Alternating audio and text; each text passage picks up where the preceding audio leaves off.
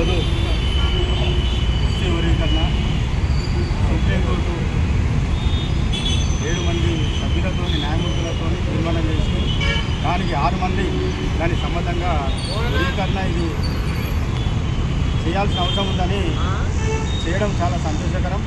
ఈరోజు ఎంతో మందిని చూసాం.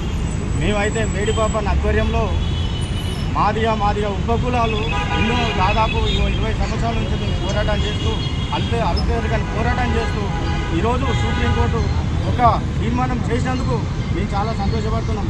ఈరోజు ఏదైతే ఎస్సీ వర్గీకరణ ప్రవేశాలు సుప్రీంకోర్టు కావాలని తేల్చిందో దానికి ఎన్నో రోజుల అమరవీరులు ఎంతోమంది దీనికి త్యాగం చేసింది వర్గీకరణ కోసం.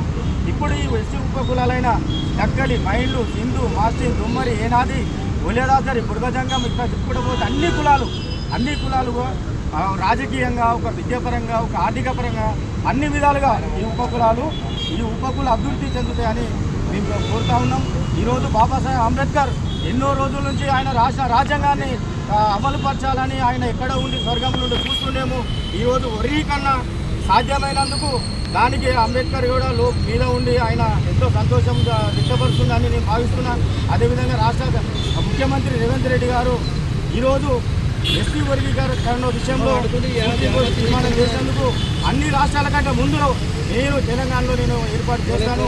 మీ ఎస్సీ ఉపకులాలు మాదిగా ఉపకులాలు మీరు వెనుకబడి ఉన్నారు, మీరు బాగుపడాలని చెప్పి ఆయన కూడా మాట్లాడినందుకు అదేవిధంగా తక్షణమే అసెంబ్లీలో బిల్లు పెడతాను కూడా చేసినందుకు ఆయనకు మేము పూర్తిగా మా ఉపకులాల తరఫు నుంచి ధన్యవాదాలు తెలియజేస్తున్నాం. అదేవిధంగా మాదిగా ఉపకులాలు మేడిపాపన్నతో చిరకాలం ఆయనతోనే ఉంటామని ఈ ఉద్యమంలో ఎంతోమంది పోరాటం చేశారు. మాకైతే మాత్రం మా దేవుడు, మా తండ్రి లాంటి మేడిపాపన్న ఆయన నాయకత్వాన్ని మేము సాధించినామని గర్వంగా చెప్పుకుంటూ మనస్ఫూర్తిగా గర్వంగా చెప్పుకుంటూ ముగిస్తున్నా. జై భీమ్, జై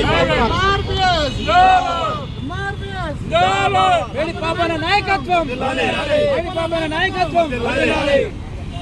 ఈరోజు